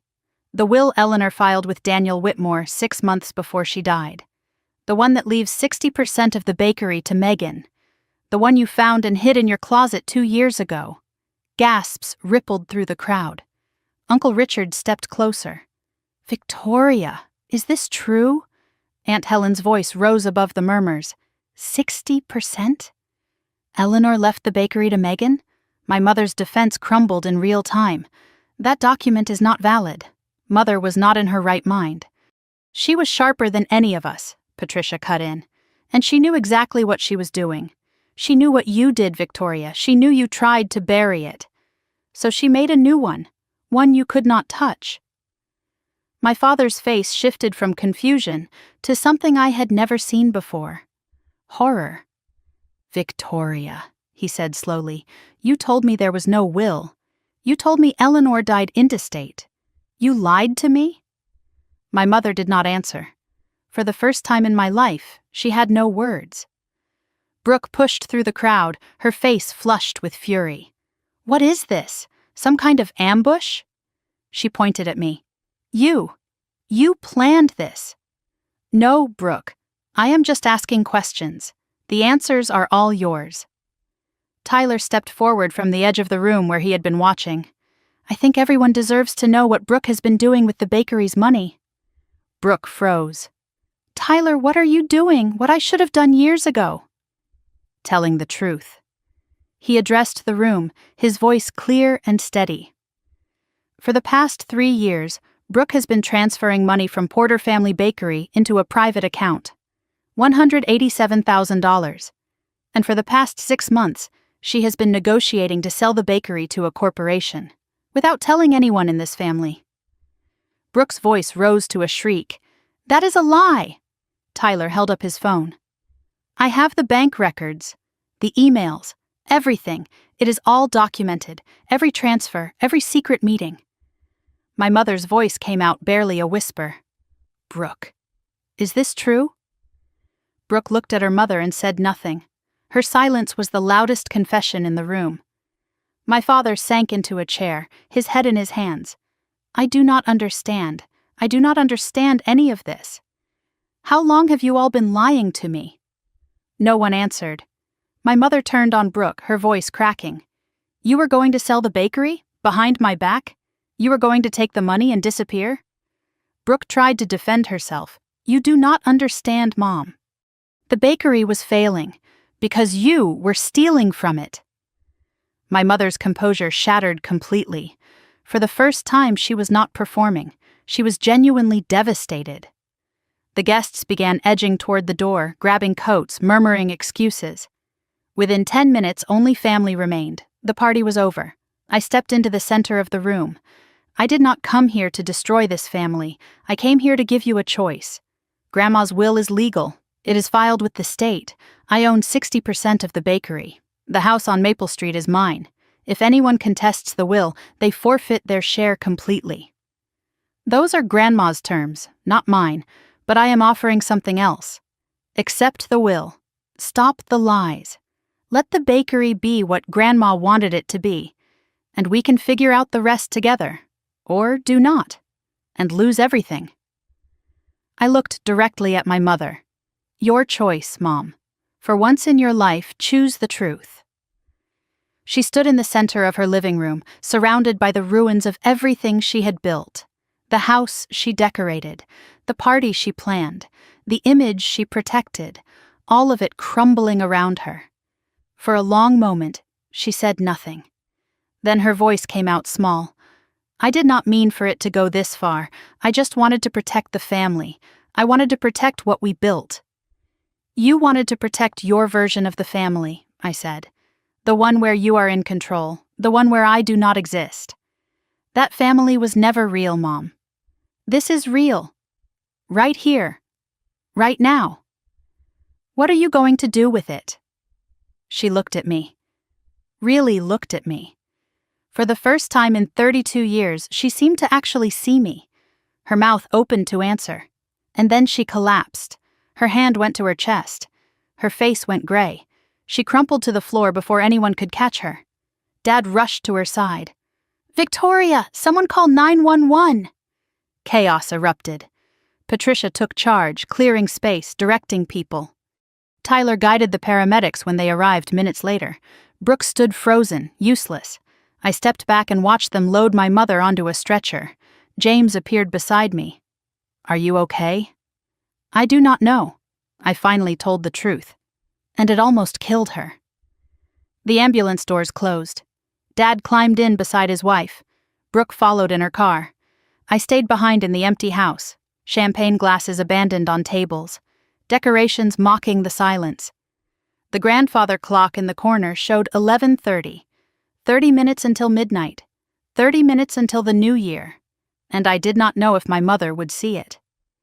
New Year's Day, 3:17 in the morning. I sat in the hospital waiting room, the same hospital where my mother had been rushed just hours before. James was asleep in the chair beside me, his hand still holding mine. Patricia paced by the window, her silhouette dark against the city lights. The fluorescent bulbs buzzed overhead, and the smell of antiseptic hung in the air. I had come. Despite everything she had done, despite the word dead still echoing in my memory, I had come. Because this was never about revenge. It was about truth. And truth had consequences I never fully imagined. The doctor emerged at 4 a.m. with news that made me exhale for the first time in hours. Victoria had suffered a stress-induced cardiac event, not a full heart attack. She was stable and would need to stay for observation. She is asking for her family, the doctor said. I hesitated. All of her family? The doctor's face remained neutral. She asked for Robert and Brooke. By name, not me. Even now, lying in a hospital bed, my mother had not asked for me. Patricia put a hand on my shoulder. Some things do not change overnight. I know. I just thought maybe. I did not finish the sentence. There was nothing to finish. Around 7 a.m, my father emerged from the hallway. He looked exhausted, aged 10 years in a single night. He walked toward me, stopped 3 feet away. His face was unreadable. She is going to be okay. I am glad. A long pause stretched between us. Then he said something I never expected. I did not know, Megan. About any of it. I know, Dad. He nodded once, turned, and walked away. It was not much, but it was the first honest words he had ever spoken to me. January 2nd. Daniel Whitmore's office, dark wood, leather chairs, the smell of old books and legal documents. Everyone was present. Me. Patricia. My mother in a wheelchair, still pale and weak from the hospital. My father beside her, his hand on her shoulder. Brooke, her face a mask of barely controlled fury. Tyler, sitting as far from his wife as the room would allow. The lawyer read the document in full, every word deliberate and legally precise. When he reached the numbers, I watched the reactions ripple across the room. To Megan Elizabeth Porter, 60% ownership of Porter Family Bakery, the residence at 847 Maple Street, and all personal effects of Eleanor Porter. To Patricia Sullivan, $100,000 and the complete recipe collection. To Victoria and Robert Porter, 30% ownership, held in trust, with dividend rights, but no authority to sell or transfer. To Brooke Porter Mitchell, 10% ownership, same restrictions. My mother's face was stone. She did not look at anyone. Brooke's hands clenched in her lap so hard her knuckles went white. My father stared at the table like he could disappear into it. "Mrs. Porter," Whitmore said, his voice calm but firm, "I am obligated to inform you that any contest of this will activate the in terrorem clause. You would forfeit your entire share, as would anyone who joins such a contest." My mother's jaw tightened. The calculation was visible behind her eyes. Control versus loss. Pride versus survival. Finally, she whispered, "I understand. No contest." The will stood. The week after the reading, Whitmore contacted me about the evidence Tyler had provided. $187,000 embezzled over 3 years, all documented, all traceable. Criminal charges were possible. Embezzlement. Fraud. I thought about it for 2 days. Brooke in handcuffs, Brooke in court, Brooke in prison. The satisfaction of it. The justice. Then I thought about my grandmother's letter. Do what brings you peace. I met Brooke at a coffee shop far from family territory. She looked terrible, thin, pale, dark circles under her eyes. The golden child had finally lost her shine. "I am not pressing charges," I said. Her head snapped up. "What? You are going to pay back every cent. Over time. Out of your dividends. And you are going to sign over your 10% to the employee cooperative. Do that, and this stays between us." She stared at me like I was speaking a foreign language. "Why?" "Because I am not like you. And because Grandma wanted peace, not war. You get one chance, Brooke. Do not waste it." Her eyes filled with tears. Not the performative tears I had seen at family gatherings. Real tears. The first genuine emotion I had ever witnessed from her. She nodded without speaking and signed the agreement I slid across the table. Tyler filed for divorce on January 5th. Brooke did not contest. She had nothing left to fight with. No money, no shares, no leverage. He came to my apartment one last time to return the USB drive. "You should keep the originals, just in case." "Thank you for everything, Tyler." He shook his head. "I should have done it years ago. I was a coward. I told myself I did not have a choice. We always have a choice. He was leaving Denver, starting over somewhere new. No contact with the family, no looking back. If you ever need a witness, you know where to find me. Take care of yourself, Tyler." Before he walked out the door, he paused. "Brooke told me something once. Years ago. She said your grandmother always liked you better. She hated you for it. Her whole life." He shrugged. "It was never about anything you did, Megan. It was about who you are." Then he was gone. Word spread fast through the bakery. The will, the theft, the family implosion. Employees had heard the rumors, and no one knew who was in charge. Production slowed. Morale crashed. 2 key bakers quit. I walked into Porter Family Bakery for the first time as majority owner. The smell of bread, flour, cinnamon. My grandmother's smell. Employees watched me with a mixture of hope and fear. "Is it true? You own it now?" "Yes." "What are you going to do?" I looked around at the ovens my grandmother had installed, the display cases, the photos on the walls. This was never supposed to be mine to run. I had a CMO position waiting, a career I had built myself, but this was Grandma's legacy. One of the bakers, Maria, approached me nervously. "Ms. Porter, some of us were talking. We have been here for years, decades, some of us. If there was a way for us to buy the bakery, would you consider it?" I looked at her weathered hands, dusted with flour like my grandmother's used to be. Tell me more. Over the next week, I met with Whitmore, my financial advisor, and the bakery employees. The plan took shape. An employee cooperative. The workers would buy the bakery from me at a symbolic price, with structured payments over 20 years, well below market value. I would retain a small advisory role, unpaid, to help with marketing. The bakery would stay in the hands of people who loved it. Grandma's legacy would continue through the people she trained, and I would be free to pursue my career without guilt. On January 15th, we signed the transfer documents in Whitmore's office. Maria and 5 other senior employees signed as the cooperative's founding board. There was champagne, tears, handshakes that meant more than any contract. What I kept was simple: Grandma's house on Maple Street, the memories, the knowledge that I had done the right thing. A letter arrived at my apartment on January 12th, my father's handwriting on the envelope. No return address, but I knew. I carried it to the kitchen and stood there for a long time before opening it. Inside was a single sheet of lined paper. Megan, I should have protected you. I did not. I told myself your mother knew best. It was easier than fighting. I watched you become invisible in our house, and I let it happen. I do not expect forgiveness. I do not deserve it.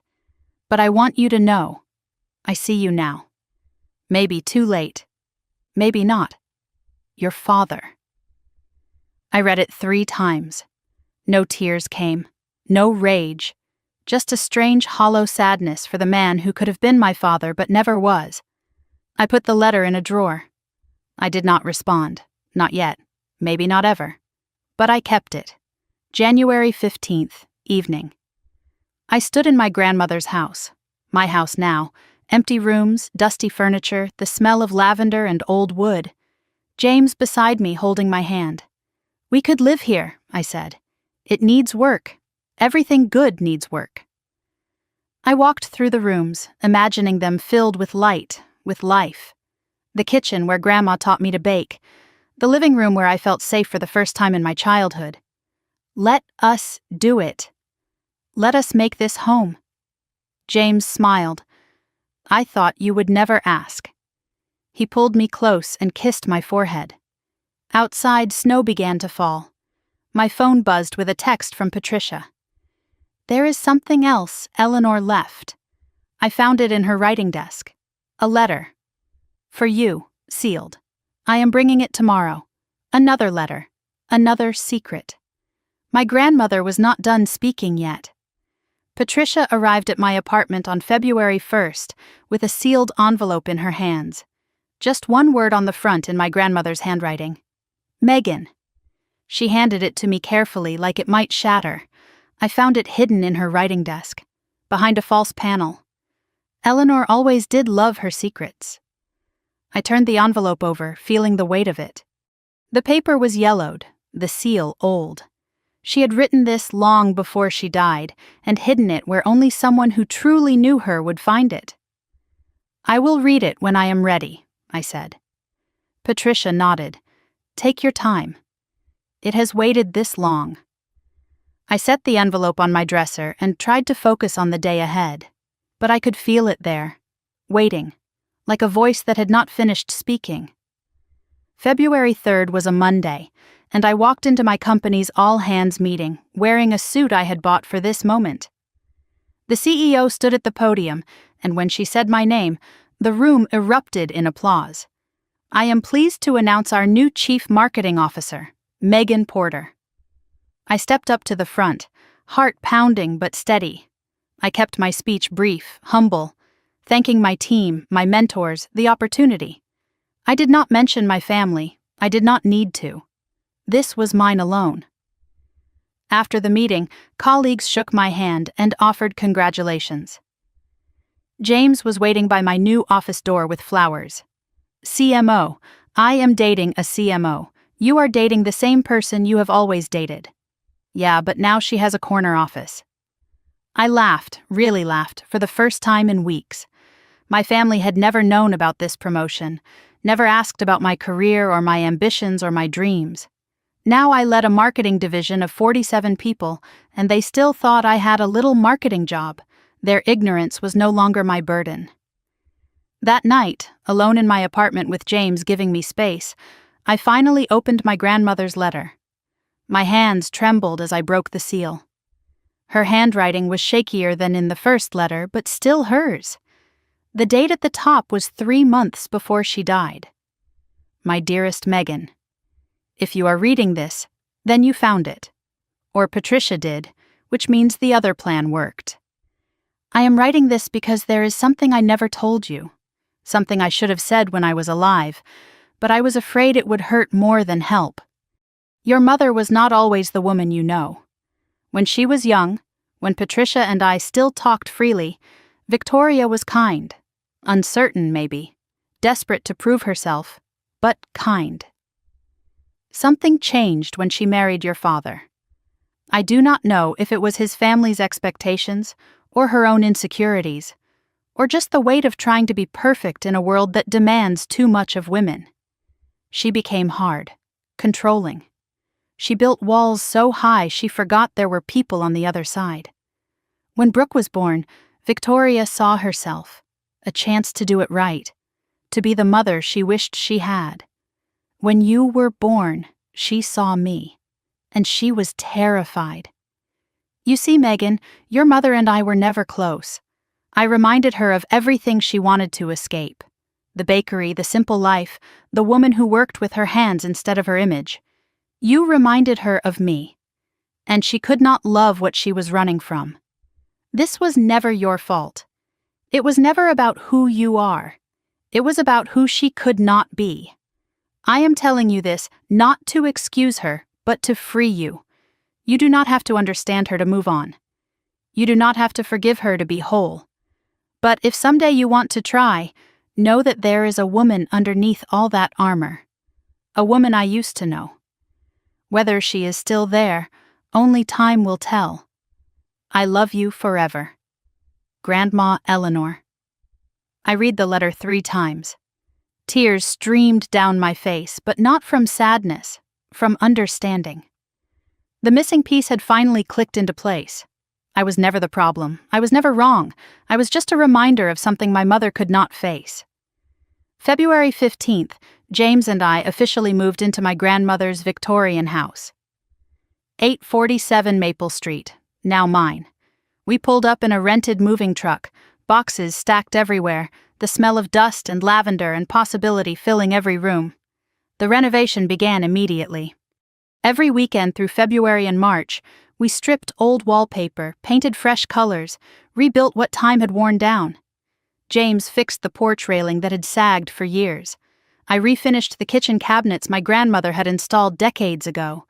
We found treasures hidden throughout the house. Old photos behind a loose floorboard. A recipe card tucked in a cabinet labeled Eleanor's Secret Cinnamon Rolls, for Megan only. A small carved wooden box containing my grandmother's wedding ring. Each discovery was a gift from beyond. The house came alive again, filled with light, with laughter, with music my grandmother had loved. One evening we were painting the living room, both of us splattered with pale blue. James stopped, brush in hand, and looked at me with an expression I could not read. You know what this room needs? What? He set down the brush, got down on one knee. My heart stopped. A different kind of question. He pulled out a small velvet box. Inside was a simple diamond ring, vintage setting, beautiful. I found it at an estate sale. It reminded me of your grandmother's ring. Megan Porter, will you marry me? I did not hesitate. Yes, 1,000 times yes. He slid the ring on my finger. It fit perfectly. Of course it did. The bakery was thriving. Maria and the cooperative had taken ownership seriously, bringing new systems, new energy, new pride to everything they did. The same recipes my grandmother perfected, made by hands she had trained. I helped with marketing as I had promised, creating new branding that honored the heritage. 3 generations of Denver tradition, now worker-owned. A feature in Denver magazine called it the bakery that chose its people. Sales were up 34% in 2 months, 3 new hires, Plans for a second location. Maria visited me at the house one afternoon, bringing cinnamon rolls still warm from the oven. "You did not have to do this," she said. "Yes, I did. Grandma would have wanted it. She would be so proud of you. She would be proud of all of us." Before she left, Maria hesitated at the door. "There is something I should tell you. Your mother came to the bakery last week." I tensed. What did she want? She stood outside for 10 minutes. Then she left without coming in. She looked smaller than I remembered. Patricia, no longer exiled, began rebuilding her own relationships. Aunt Helen reached out first, then cousins, old friends, people who had believed the lies. One by one, the truth spread, and the walls fell. I hosted a Sunday dinner at the Victorian house. Patricia, Aunt Helen, Uncle Richard, 2 cousins. James cooked while I laughed. The house full of warmth it had not felt in years. The family I never had was forming around me. "Some families you are born into," Patricia said, raising her glass. "Some families you build. To building. To building." After dinner, Patricia pulled me aside. "Your father called me yesterday. What did he want?" "He wanted to know if you were happy. I did not know what to tell him. So I said yes." "Was that okay?" I considered the question. Yeah, that was okay. Through Patricia, through the family grapevine, fragments reached me about my mother and Brooke. They were increasingly isolated. Brooke had moved to a small apartment, working a retail job to pay her restitution. My mother's health was fragile after the cardiac event. My father was still at home, but something had shifted between them. The family that once revolved around Victoria was spinning away. No one visited the McMansion anymore. The holiday parties had stopped. The perfect image had cracked beyond repair. I did not gloat. There was no satisfaction in their suffering, just a quiet acknowledgement that consequences are real. Choices matter. Actions have weight. I did not reach out. Not yet, maybe not ever. But I did not wish them harm. I just wished them clarity. Late March. James and I sat on the porch swing my grandmother had loved. The garden was showing signs of spring, green shoots pushing through brown earth. The ring on my finger caught the sunset light. The house behind us was warm and finished and ours. CMO of a growing company, engaged to a man who truly saw me. A house filled with my grandmother's memory and new love. A family rebuilt from truth instead of pretense. A bakery thriving in the hands of people who cared. For the first time in my life, I had everything I did not know I needed. Not because someone gave it to me, because I built it myself. My phone buzzed. A text from a number I had not seen in months. "Dad, your mother had another episode. She is asking for you. I know you do not have to come. But she is asking." I stared at the screen. The porch swing creaked in the silence. James watched my face. "What are you going to do?" I did not answer, because I genuinely did not know. The text still glowed on my phone. "She is asking for you. I know you do not have to come. But she is asking." The porch swing swayed gently beneath me, and James waited for my answer. I stared at the words until the screen went dark. "I do not know what to do. You do not have to decide right now, but she is in the hospital, and she put you through 32 years of hell." The truth sat between us, heavy and undeniable. "What does your gut say, Megan?" I closed my eyes and breathed. My gut said things I did not want to admit. It said I needed to go, not for her, for me, for the closure I had never gotten, for the chance to look at her and know I was finally free. James drove through the Denver night while I stared out the window. The city lights blurred past, and I thought about my grandmother's letter. There is a woman underneath all that armor. A woman I used to know. Whether she is still there, only time will tell. Was this the time? Was my mother finally broken enough to be real? Or was this another trap, another manipulation designed to pull me back into the role I had spent my whole life escaping? I decided I would not expect anything. I would not demand anything. I would walk in, see what happened, and leave when I was ready. No script, no performance, Just presents. James squeezed my hand at the hospital entrance. I will be right here. Take as long as you need. What if I need to leave in 5 minutes? Then we leave in 5 minutes. I kissed him. Then I walked through the doors alone. 3rd floor, room 317. The hallway was quiet except for the soft beeping of monitors behind closed doors. My father sat outside on a plastic chair, his head in his hands. He looked older than I had ever seen him, gray and diminished, the weight of everything finally visible on his face. He looked up when I approached. You came. You asked.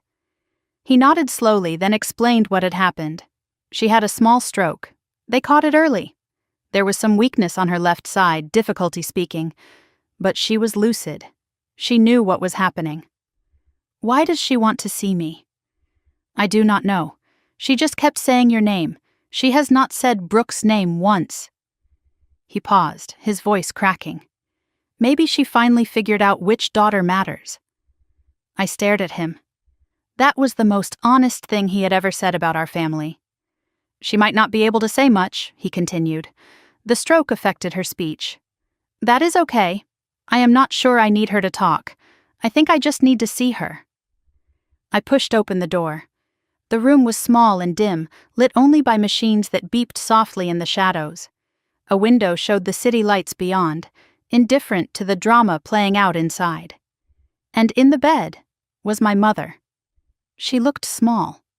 Not the towering figure from my childhood, not the controlling matriarch from Christmas dinner. Just a 60-year-old woman in a hospital gown, her left arm limp at her side, her face slightly drooping. Her eyes were closed. I stood in the doorway for a long moment, taking it in.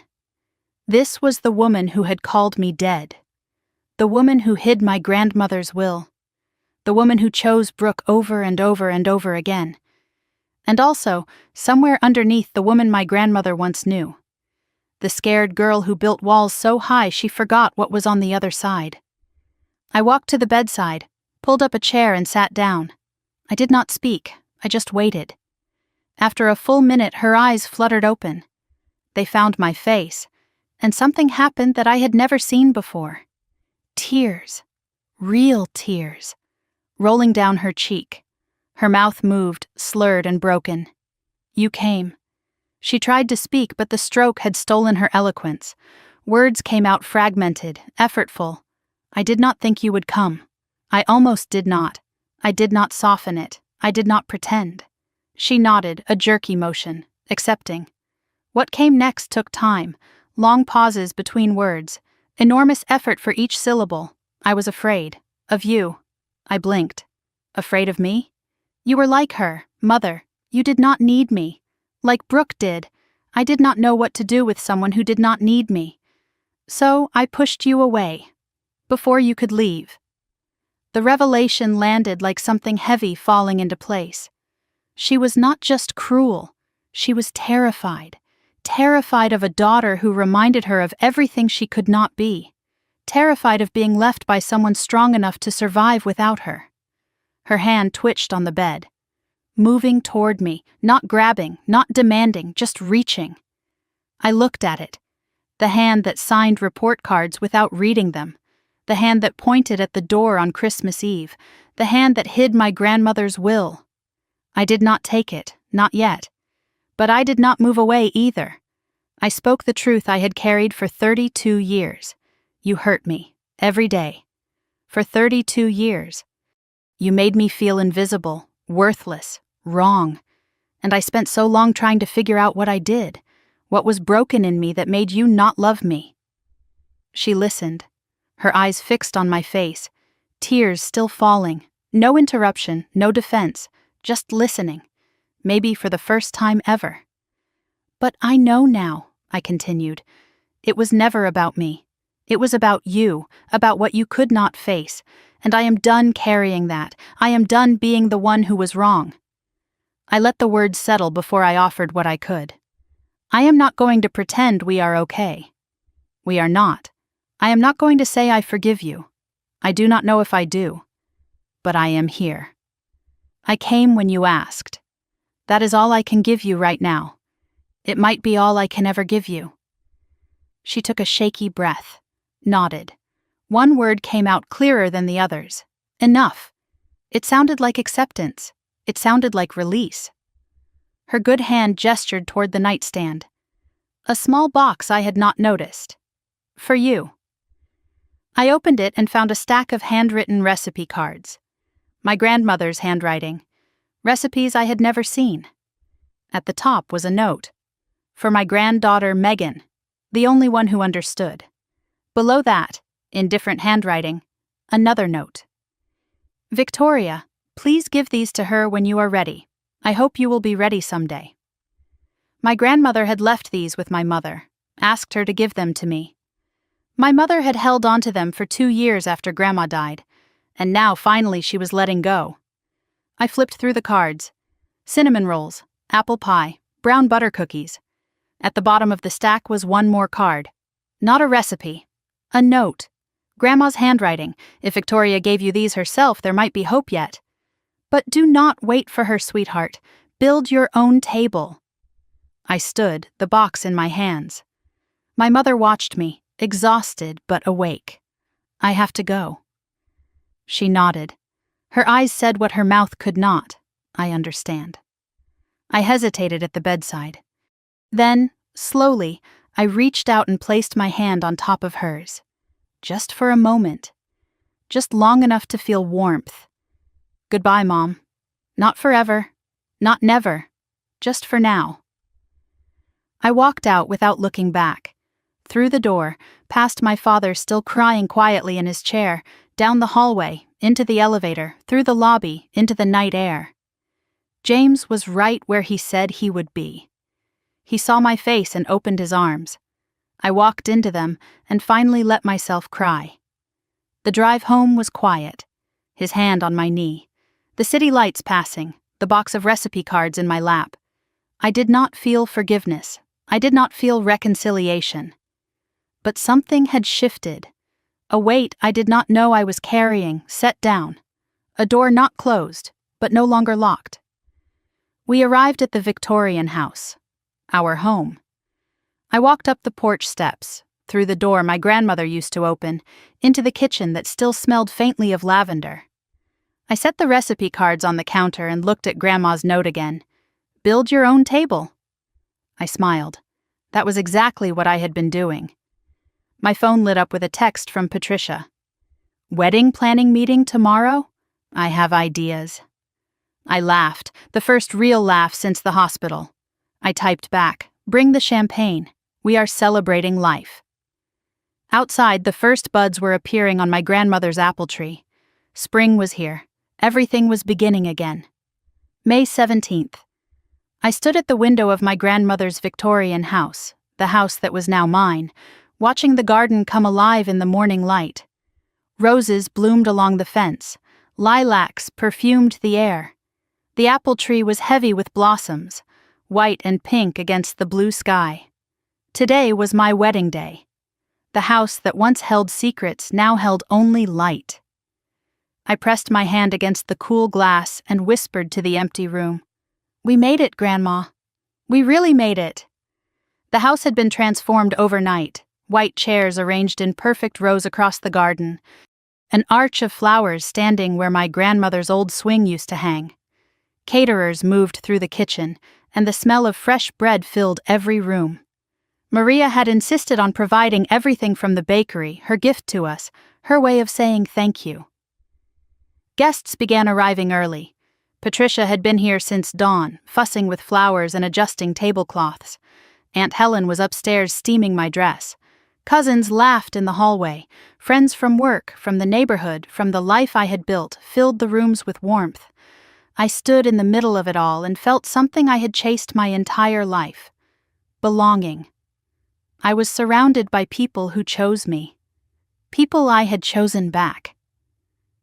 Patricia knocked on the bedroom door, her face carrying an expression I could not read. "There is someone here. He is asking if he can come in." My heart skipped. "Who?" "Your father." I descended the stairs in my robe and found him standing in the foyer, hat in his hands, shoulders hunched. He looked smaller than I remembered, older, but also cleaner somehow, like shame had been washed away and something more honest remained. "I was not sure if I should come," he said. "I was not sure I would be welcome. But I could not miss this. I could not miss you." I studied his face, searching for the manipulation I had learned to expect. I found only exhaustion and hope. "You are welcome here, Dad, but you need to understand. This is my day, my family. If you are here to celebrate, you can stay. If you are here to make peace with Mom, that is not happening today." He nodded slowly. "I am here for you. Just you. I should have been here for you a long time ago. I am sorry I was not." It was the first real apology I had ever received from him. Not perfect, not enough to erase 32 years, but real. "You can sit in the back," I said, "and stay for cake after." His eyes filled with tears. "Thank you. Do not thank me. Just be here. Really be here." Patricia helped me into my dress. Simple ivory lace. Elegant without being extravagant. I wore my grandmother's pearl earrings, the ones I had found in the carved wooden box. Something old. Patricia's silk handkerchief tucked into my bodice. Something borrowed. A blue ribbon sewn into the hem where no one would see it. Something new was the dress itself, bought with money I had earned, for a life I had built. I looked at myself in the mirror and did not see the invisible girl anymore. I did not see the daughter who was never enough. I saw a woman who had walked through fire and come out stronger. Patricia stood behind me, hands on my shoulders. Eleanor would be bursting with pride right now. "You look just like her on her wedding day, strong, beautiful, completely yourself." I picked up my bouquet of white roses, my grandmother's favorites, and walked downstairs toward my future. 50 guests sat on white chairs in the garden. James waited under the flower arch, his face changing the moment he saw me. Pure, unguarded love. The kind I did not know existed until I met him. I walked the aisle alone. My choice. No one gave me away because I was not something to be given. I gave myself. Our vows were simple, personal, words we had written together in the half-painted living room months ago. James spoke first. "I promise to always see you, even when you try to disappear." My voice caught as I answered. "I promise to trust that I am worth seeing. Because you taught me I am." There were tears in the audience, Patricia openly sobbing. Even my father, sitting alone in the back row, wiped his eyes with the handkerchief I had never seen him carry. The officiant pronounced us married. James cupped my face in his hands, his eyes holding mine. "Hello, wife. Hello, husband." We kissed, and the garden erupted in applause. As we turned to face our guests, my eyes found my father in the back row. He was smiling, a real smile, not a performance. He nodded once. I nodded back. It was not forgiveness. It was acknowledgement. It was enough. The reception spilled across the lawn as the afternoon stretched into evening. Tables set with flowers. Maria's cinnamon rolls served as dessert.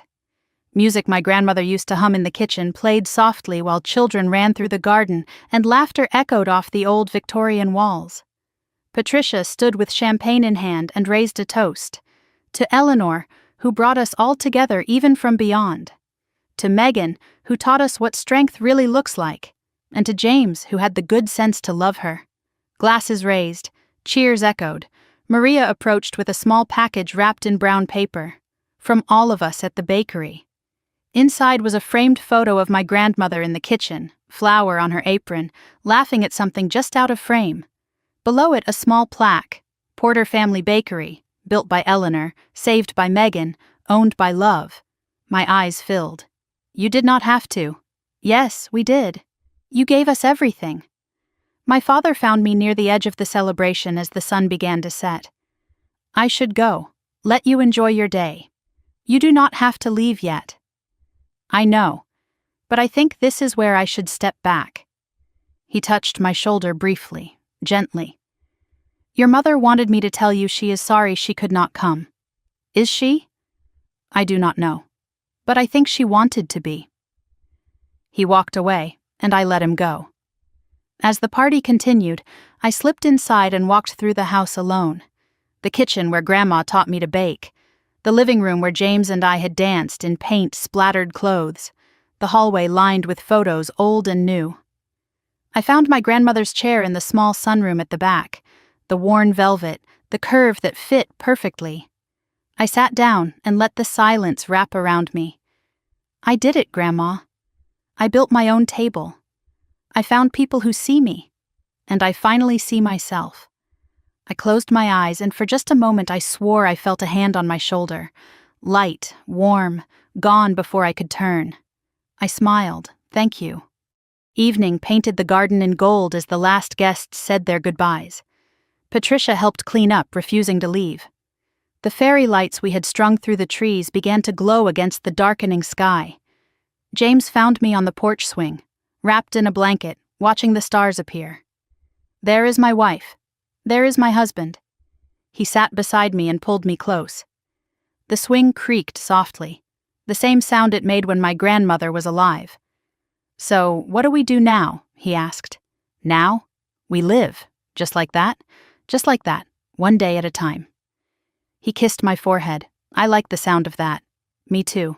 1 year later, May again, the anniversary of our wedding. I stood in the same garden, my hand resting on my belly, 6 months along with a life we had created together. The apple tree was heavy with fruit. The roses were blooming. Everything my grandmother had planted was still growing. I knew now what had become of everyone. My mother never fully recovered from the stroke.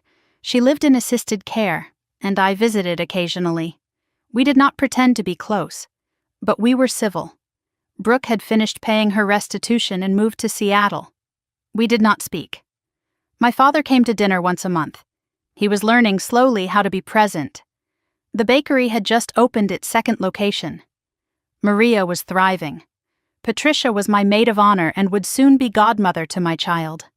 The family I was born into had broken. The family I built was growing. I understood now what my grandmother had been trying to teach me all along. Family is not blood, family is choice. Forgiveness is not required. But freedom is possible. Silence can be survival, but voice is power. And the loudest revenge? A life well lived. I stood where my grandmother's swing used to hang, James inside making dinner, singing off key the way he always did. The house was full of light, full of love, full of life we had built together. Snow began to fall, the first of winter, covering the garden in white, making everything look new. If you have ever been told you were too much or not enough for your own family, if you have ever stood in a room full of people and felt completely alone, if you have ever wondered whether the truth was worth the cost, remember this: silence can be power. Truth can be the loudest revenge. But peace, real peace, is what you build when you stop waiting for people to see you and start building a table where you belong. I would love to know what peace looks like for you. Where are you listening from right now? What part of this story found you? Tell me in the comments. I read every single one. And if this story meant something to you, if you have ever been the invisible one, the forgotten one, the one they underestimated, hit that subscribe button. Because this channel, this is our table now, and there is always room for one more. Outside, the snow kept falling. Inside, I finally understood what home felt like. It felt like this. It felt like peace. This story is fictionalized for dramatic effect.